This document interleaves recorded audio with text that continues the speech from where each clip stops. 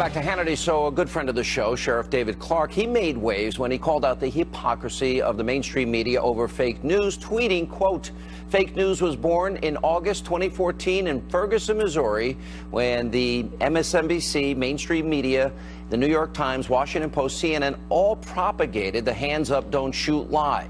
Now, here are just a few examples that he mentioned. Take a look.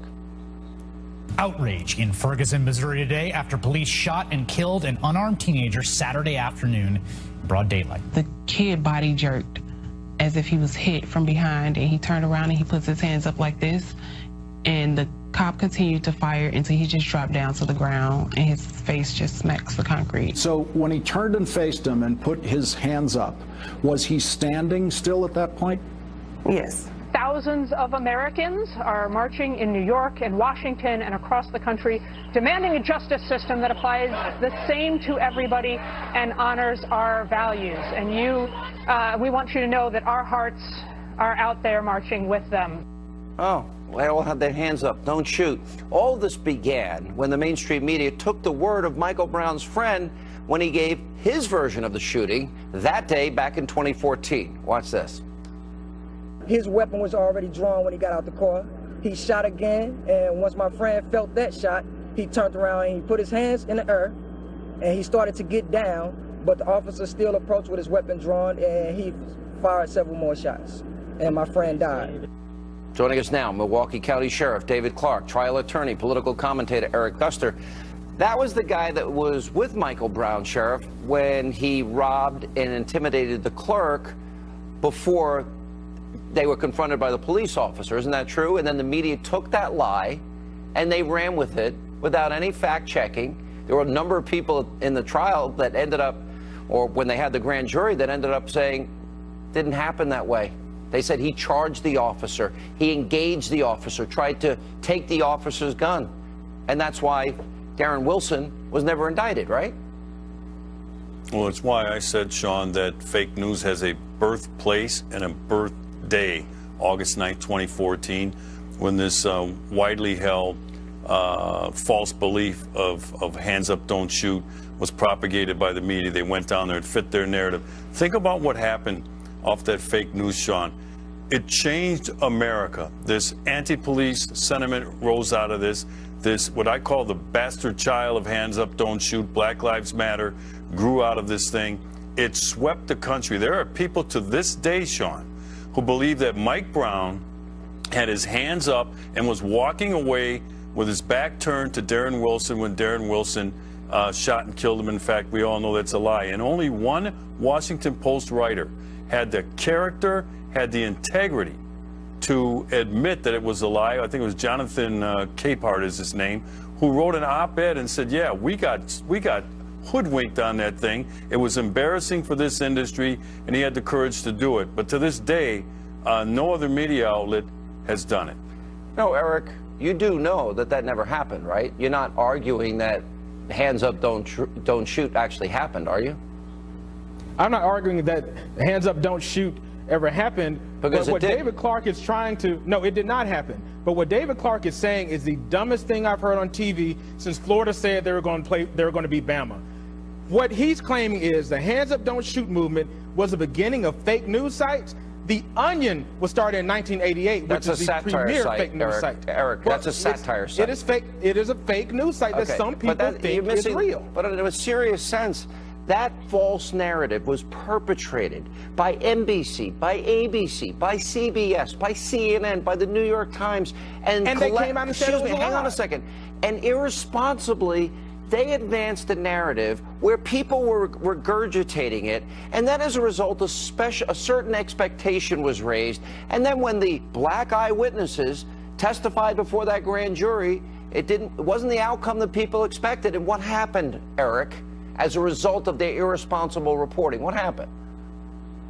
A lot of people fell for that. But all those media sites, all those NBC, MSNBC, all of those sites, CNN, all those stations came out and said, all of them did. They said that that was a lie. I've said it was a lie. So let's not. I don't remember them saying it was a lie. I don't remember a big apology saying we were wrong and we falsely reported from a guy that robbed up a store and intimidated a clerk. Sherriff Clarke. They did say that was not true. They did. No, let me finish. They did say that was not true. And for you to say, for Clarke to claim that that was the beginning of fake news is the most ridiculous thing. Sherriff Clarke. Sheriff, you want to respond? Well, it's fine. It might be ridiculous, but I'll tell you what, we have dead cops because of that hands up, don't shoot lie. We had 2 in New York.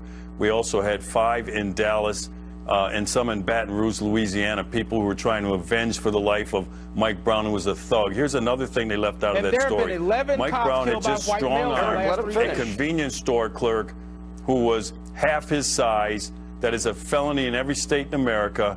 And he also tried to disarm a law enforcement officer. That's how serious this was. It might sound dumb to you, but there are dead cops because of that fake news story out of Ferguson, Missouri. And Eric, I resent that coming from you. No, your theory is dumb. Someone attacking cops is a personal thing to me. I do not want anyone then to maybe assault, you should, harm, or then kill Eric, cops. Then don't make irresponsible comments from the media that suggest something that never, excuse me, they advanced a false narrative, a lie.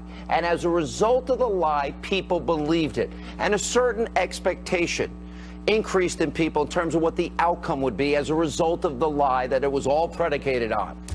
That's the problem. But the truth is, Eric, no, the truth Eric, let me help you out here. The only people who believe the Onion are Ferguson, liberals, because there were liberals many don't critically think of African Americans being susceptible stopped, to nonsense, African Americans being harassed and all they can by do police, is and the parrot talking civil rights last word, division. Sheriff. No, the civil rights division Well, stated that last word, Sheriff. Let the sheriff have the last word. Fine, thank you, Sean. Again, fake news, you know, most people can figure it out. It might last a day or two, but the hands up, don't shoot fake news out of Ferguson, Missouri continues to this day, and cops are still being killed across this country based off of that fake news story.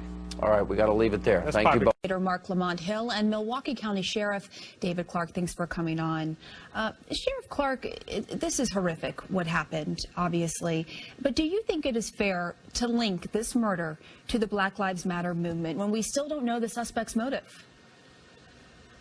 I think it's very fair in light of the anti-cop rhetoric that is sweeping the United States of America, fueled by this group, some of the vulgar, vile, vicious rhetoric that's coming out, talking about killing cops, and that's just some of the nice stuff, some of the stuff I can't even say here on TV. But there is no doubt in my mind that the 2 New York officers, Ramos and Lou, who were gunned down by an individual who made Facebook postings about wanting to kill pigs, and he was going to go out and hunt officers down. There have been officers across the United States who've had their cruisers shot at and struck while they patrolled. St. Louis, the same thing.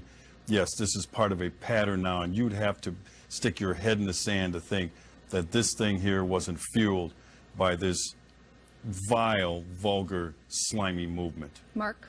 I disagree with your characterization of BLM, but I'd be curious to ask you, do you think that every cop who's been killed this year is connected somehow, the death is connected to BLM? No, but there's an increase in assaults on police officers, the killings of police officers that may not be directly related to this movement, but you know, there's no fear anymore about assaulting or attacking, fighting, disarming, or generally, like I said, assaulting law enforcement officers. And you know what? If the shoe fits, wear it. Just like the Dylan Roof, right, who went into a church and slaughtered 9 churchgoers and every white person in America by this Black Lies movement, L-I-E-S, was indicted because of that. And other people came out and talked about slavery, discrimination, alive and well in the United States. Well, that's why I said if the shoe fits here, wear it. Right. I'm glad that you're saying if the shoe fits, because as a police officer, I would hope you would want to emphasize things like probable cause, due suspicion, investigation. The police officials... Darren Wilson didn't get that, Mark. Let me finish. You know that. The officers in the Freddie Gray case did not get that assumption of innocence. So for you to stand up and throw that out now, Sheriff, I haven't said all right, I'll let you finish. It's hypocritical. All right. It's hypocritical. The police officers in the Freddie Gray case didn't get that presumption of innocence. All right, I've let you speak the entire Darren segment. Wilson didn't get that presumption of innocence. Please let me respond. By law, we're entitled to a presumption of innocence. Even if you think that those people didn't get what they deserved, as a police officer, I hope you wouldn't say, well, two wrongs make a right. If anything, we should be emphasizing due process and investigation here. And in this case, the people handling the case in Texas themselves have said very clearly, we don't know the motive. So you're essentially saying that your colleagues in law enforcement who say we don't know the motive are wrong and that you do know the motive. The second piece I want to say is that your characterization of Black Lives Matter is absolutely incorrect. The argument of Black Lives Matter is not to say that police officers should be killed, that police officers should be demonized, that police officers should be marginalized. The argument of Black Lives Matter is that police officers should be held to standards of accountability just like everybody else, and the increased number of black bodies, or the sustained number of black bodies which die at the hands of state violence, needs to end. It means that while we regard all lives, we cannot exclude black lives. What about the black victims that die at the hands of other black people? That doesn't seem to matter. And they're dying by the thousands, not by the few rare instances of the police use of force. But let me ask you this, Sherriff Clarke. I mean, just looking at the numbers here, if we're going to bring that up, there were 24 unarmed African Americans killed by police this year. That's according to the Washington Post. So when you take that into account, Sherriff Clarke, do you think that African Americans, people part of this protest, have a right to have their voices heard and to protest? It's not a matter of whether they have a right. It's a matter of whether it's legitimate. There are 104 homicides in the city of Milwaukee right now. I think there were 79 last year. Baltimore, 214. They've already matched all of 2014. So when you want to take that 24, I'm not saying that that none of that is legitimate in terms of taking a look at them, but how many of them were ruled justifiable? How many of the uses of force were determined to be reasonable and justifiable? And then let's compare that 24 to the number of stops made by police officers during that time period, and you'll find that that is a very, very fractional percentage of deaths that occur at the hands of police officers. That's what the data shows anyway. I've been pretty active, both following, covering, and as a protester being engaged in these struggles, and I've never seen anyone in the Black Lives Matter movement or any other principled movement against police violence say that most police stops result in unlawful executions or unlawful shootings or even unlawful violence. The argument is that it happens too often, and when it does, we don't have sufficient mechanisms of accountability. Let me finish. What's too often? Let me finish. Well, anytime someone gets killed unlawfully or a police officer acts as judge, jury, and executioner, it's too many. I would hope you would agree that even one would be too many. But we've seen dozens of them. Well, that's a mischaracterization right there, that every time a law enforcement officer has to use force, they're acting as judge, jury, and executioner. I didn't say that.